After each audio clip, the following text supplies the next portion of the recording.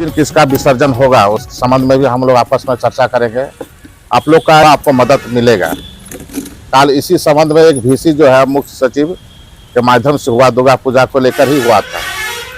इसमें एक निर्देश प्राप्त हुआ था कि प्रत्येक पूजा पंडाल में जो है सीसी कैमरा लगाया जाए, ताकि कोई भी ऐसा कोई घटना की जानकारी जो हमको मिल सके। कुछ भी हो, मान लीजिए आजकल देखिएगा भीड़ भाड़ में क्या होता है, झंझट तो कम, चोरी ज़्यादा होता है। महिलाएं लोग अक्सर आती है, उसका कान का हो, नाक हो, चेन हो, चोरी कर लेता है, छिनताई कर लेता है। उससे भी हम लोग जो है सीसी कैमरा लगा हुआ रहेगा तो उससे हमको पता चल जाएगा कि घटना का अंजाम किसने दिया है। दूसरा जो है, आपके महिला पुरुष के लिए अलग से रास्ता होना चाहिए।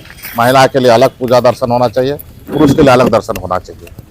क्योंकि यहाँ उस तरह पंडाल भी नहीं होता है, जैसे मान लीजिए अन्य शहरों जैसे रांची वगैरह में होता है, उस तरह यहाँ पंडाल हम पिछले साल देखे उस तरह का नहीं है। फिर भी भीड़ तो कम होता नहीं है। पिछले बार ही देखे कि दुर्गा पूजा के समय दशमी के दिन में पूरा बाजार में इतना भीड़ था कि पाँव रखने की जगह नहीं था। तो इसमें सीसी कैमरा यदि मेरा बाजार में लगा रहेगा तो इससे हमको पूरा जानकारी प्राप्त होगा एक एक चीज का। ऐसे तो हम लोग अपना स्तर से कुछ लगाएंगे, लेकिन उतना संभव नहीं है कि पूरा बाजार में लगाया जा सकता है। लेकिन फिर भी यदि आप लोग का पूजा पंडाल का जो बाजार में है, हम लोग यह आशा करेंगे कि आप लोग निश्चित लगाइए, उसमें आप भी सुरक्षित रहिएगा।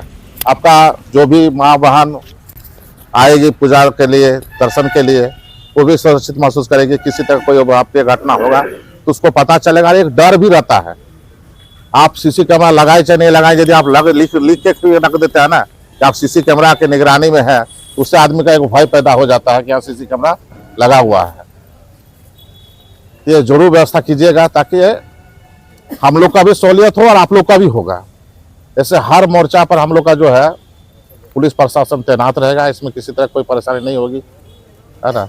उसके बाद दूसरा जो है, मैडम का कहना था कि अग्निशमन का व्यवस्था भी आप लोग जो आता है छोटा सा पंडाल में, ज़्यादा बड़ा वाला छोटा बड़ा इतना बड़ा रहता है, उसका भी टेबल आता है, उसको आप जरूर रखिए ताकि किसी तरह का जो है अग्नि से घटना घटे तो उससे आप बुझाया जा सकता है आग को।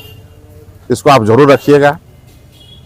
बाकी तो हम लोग इतना नहीं घट सकता है, लेकिन अपना स्तर से जो भी आप कर सकते हैं उसको आप जरूर कीजिए, ताकि इसमें महिलाओं की ज़्यादा भीड़ होती है। सिर्फ विसर्जन में ही जो पुरुष का भीड़ होता है, बाकी आपको 3 दिन जो है महिलाएं, 4 दिन महिला ही नजर आएगी, या छोटा छोटा बच्चा। बहुत कम ऐसा होता है कि पुरुष वहाँ नजर आता है। इसलिए जितना भी पंडाल वाले सब यहाँ आए हुए हैं, खास हमारे यहाँ कितना है, 68 है।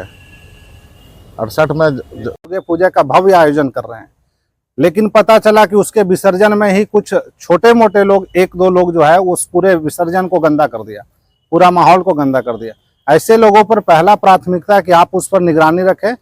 हमारी तो निगरानी रहेगी, लेकिन आप उसे चिन्हित करें कि यह बच्चा या बदमाश लड़का या शामिल है, कुछ गलत कर सकता है। 1-2 घटनाएं छोटी मोटी हुई है, उसका मैं जिक्र नहीं करूंगा, लेकिन उस पर सतर्कता रखने की जरूरत है।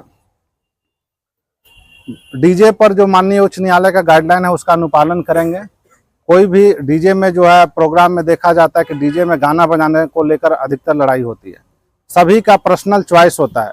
वैसे यहाँ पे आए हुए डीजे संचालक से हमारा निर्देश है कि कौन कौन गाना बजाएंगे उसकी सूची थाना को उपलब्ध करा दे या पूजा कमेटी को उपलब्ध करा दे, ताकि उनके माध्यम से हमारे पास आ जाए। और उसका मेन मॉनिटरिंग कौन करेगा, इसकी जानकारी हमें होनी चाहिए। अन्यथा डीजे में कोई भी गाना को लेकर विवाद होता है तो डीजे संचालक के साथ साथ हम सभी पूजा कमेटी को भी दोषी ठहराएंगे। सर के द्वारा बताया गया कि बैरिकेडिंग की जो है व्यवस्था करनी होगी, और यह बहुत ही ज़रूरी है क्योंकि महिलाएं अधिक से अधिक आती हैं और पुरुष थोड़े से कम होते हैं। तो महिलाएं के लिए ज़्यादा स्पेस का व्यवस्था किया जाए और पुरुष के लिए अलग से व्यवस्था किया जाए, उसके लिए बीच में बैरिकेडिंग की व्यवस्था की जाए। पार्किंग का व्यवस्था अधिकतर समस्याएं बाजार में ही आ सकता है, तो उसके लिए आप एक स्पेशल जगह चिन्हित करें और वहां पे पार्किंग का व्यवस्था करें। उस पर हम लोग भी निगरानी रखेंगे। यही बातों के साथ मैं अपनी वाणी को समाप्त करता हूं और